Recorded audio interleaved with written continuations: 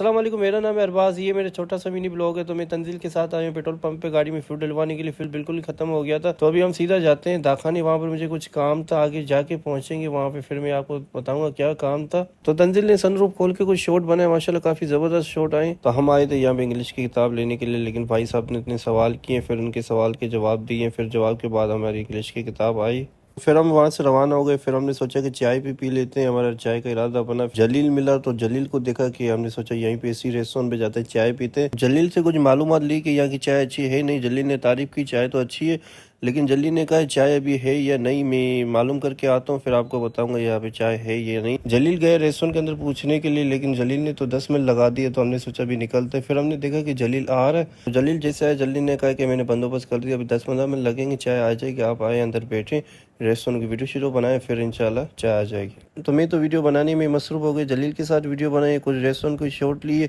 कुछ मैंने ये वीडियो बनाई कि कैमल के ऊपर बंदा बैठा था, लेकिन बंदा रियल नहीं था, नकली बंदा था, वो बैठा था ऊपर। जैसे हम वीडियो बना के फारिग हुए, चाय पी, आगे चाय पी, लेकिन चाय में मुझे तो मज़ा नहीं आया।